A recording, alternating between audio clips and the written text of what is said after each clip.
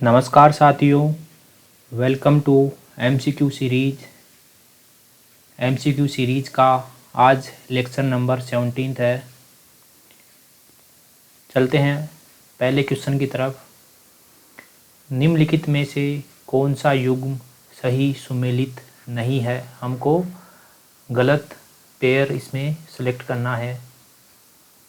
तो पहला ऑप्शन है बिलग्राम का युद्ध।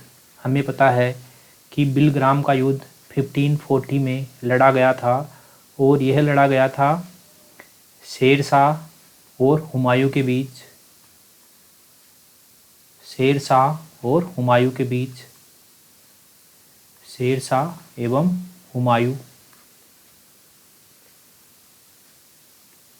हुमायूं। तो हमारा पहला स्टेटमेंट गलत हो जाता है। दूसरा है धर्मत का युद्ध, और जो धर्मत का युद्ध है वह 1658 में लड़ा गया था और ये औरंगजेब और दारा शिकोह के बीच लड़ा गया था, तो ये सही है। तीसरा है चौसा का युद्ध, और चौसा का युद्ध शेर शाह और हुमायूं के बीच लड़ा गया था और ये लड़ा गया था 1539 ईस्वी में। ठीक है, तो ये भी सही है। चौथा है पानीपत का प्रथम युद्ध, और ये बाबर एवं हुमायूं के बीच लड़ा गया था और ये 1526 में लड़ा गया था। तो बाकी तीनों ऑप्शन सही हैं। एक ऑप्शन नंबर ए गलत है, इसलिए हमारा आंसर ए आ जाएगा, क्योंकि इसमें हमको गलत स्टेटमेंट ही जो है पहचानना था। तो ए स्टेटमेंट हमारा गलत हो जाएगा। चलते हैं अगले क्वेश्चन की तरफ। क्वेश्चन नंबर 2 है शेर शाह के काल में केंद्रीय प्रशासन के संदर्भ में निम्नलिखित युग्मों में असंगत युग्म का चयन कीजिए। यानी कि जो गलत युग्म है उसको हमें सेलेक्ट करना है, चूज करना है। तो पहला ऑप्शन है दीवान ए विजारत, और इसके सामने दे रखा है राज्य के आय व्यय की निगरानी, जो कि सही स्टेटमेंट है कि जो दीवान ए विजारत का कार्य था वह राज्य के आय व्यय की निगरानी करना था। बी ऑप्शन है दीवान ए महोत्सव, और इसका कार्य था विदेश नीति का क्रियान्वयन, जो कि सही ऑप्शन है। तीसरा है दीवान ए आरिज, और इसका कार्य था सैन्य विभाग का, तो ये सही ऑप्शन है। चौथा है दीवान ए समन, और इसका कार्य था शाही परिवार का प्रभारी का कार्य था, इसका शाही परिवार का प्रभारी। और यहाँ हमको दे रखा है न्याय विभाग, जो कि गलत ऑप्शन है। न्याय विभाग का कार्य कौन करता था? न्याय विभाग का कार्य करता था दीवान ए कजा। दीवान ए कजा। तो इसमें हमको गलत स्टेटमेंट सेलेक्ट करना था और गलत स्टेटमेंट हो जाएगा हमारा डी जो पेयर है वह गलत है। चलते हैं अगले क्वेश्चन की तरफ। क्वेश्चन नंबर 3 है अकबर के द्वारा किस विद्वान को जगत गुरु की उपाधि प्रदान की गई थी? तो अकबर के द्वारा जैन संत हरि विजय सूरी को जगत गुरु की उपाधि अकबर के द्वारा प्रदान की गई थी, इसका ऑप्शन नंबर सी है। और अब्दुल समद को सीरी कमल की उपाधि प्रदान की गई थी, सीरी कमल।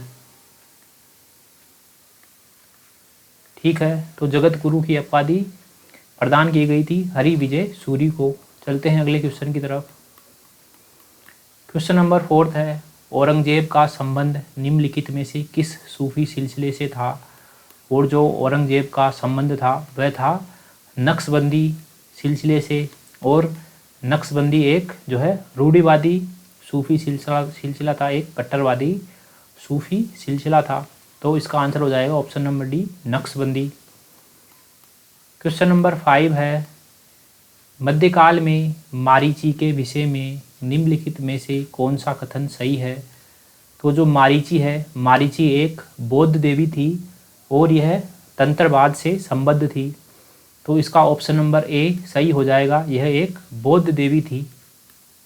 ठीक है, तो मारीची क्या थी? एक बौद्ध देवी थी और यह तंत्रवाद से संबंधित थी।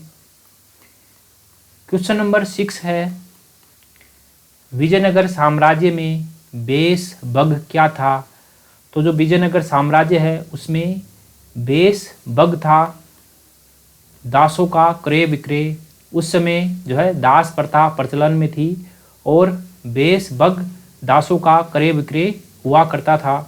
तो इसमें ऑप्शन नंबर बी हमारा सही हो जाएगा। क्वेश्चन नंबर 7 है, निम्नलिखित में से किस तेलुगु विद्वान को तेलुगु कविता का पितामह वह आंध्र कविता के पितामह की उपाधि प्राप्त है?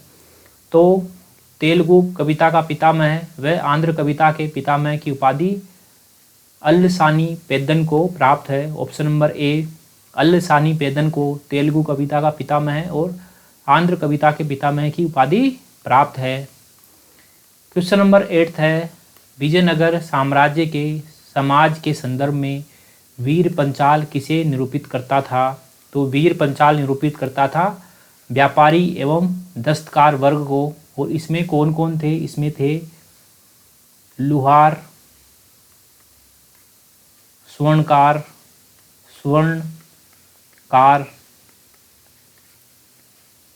कांस्यकार,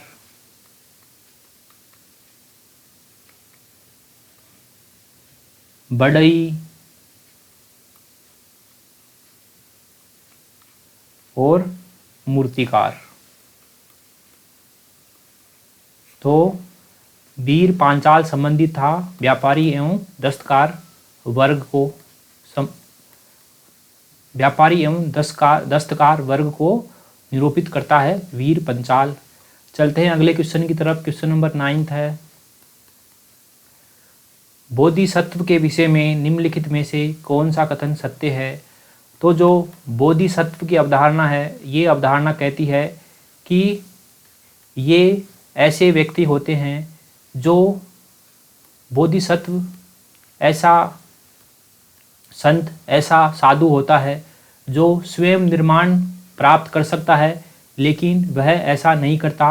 वह निर्वाण ना प्राप्त करके बार बार जन्म लेता है और वह अन्य लोगों के लिए जो है निर्वाण प्राप्त करता है, यानी कि जो है अन्य लोगों की तरफ से वह निर्वाण प्राप्त करता है, अन्य लोगों को निर्वाण प्राप्त करने में जो है वह सहायता प्रदान करता है।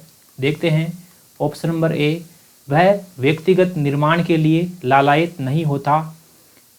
ऑप्शन नंबर ए सही है कि जो बोधिसत्व है, बोधिसत्व स्वयं निर्वाण प्राप्त करने के योग्य होता है, लेकिन वह फिर भी स्वयं निर्वाण प्राप्त नहीं करता, वह व्यक्तिगत निर्वाण के लिए लालायित नहीं होता है। ऑप्शन नंबर बी है, वह समस्त प्राणियों के कल्याण के लिए बारंबार जन्म लेता है।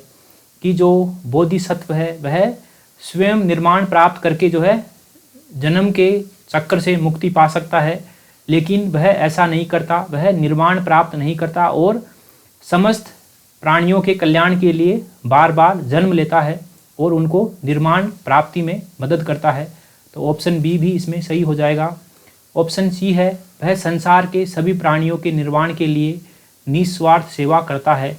और जो बोधिसत्व है वह संसार के सभी प्राणियों को निर्वाण मिल जाए इसके लिए जो है निस्वार्थ भाव से जो है सेवा करता है। तो ऑप्शन सी भी सही है और इसमें चारों सही है, इसलिए जो है डी ऑप्शन उपयुक्त सभी है। तो इसका आंसर हो जाएगा option number D, Bodhisattva. Bodhisattva के विषय में जो इसमें तीनों स्टेटमेंट है, तीनों स्टेटमेंट सही है, इसलिए उसका ऑप्शन डी हो जाएगा। क्वेश्चन नंबर 10 है, इंडो ग्रीक शासक मिनांडर की राजधानी निम्नलिखित में से कौन सी थी? तो जो इंडो ग्रीक शासक है मिनांडर, उनकी राजधानी थी साकल और इसको सियालकोट भी कहा जाता है, सियालकोट। तो जो इंडो ग्रीक शासक है मिनांडर, उसकी राजधानी साकल या सियालकोट थी। ठीक है साथियों, MCQ सीरीज का लेक्चर नंबर 17 यहीं समाप्त होता है। मिलते हैं अगले लेक्चर में, तब तक के लिए थैंक यू वेरी मच।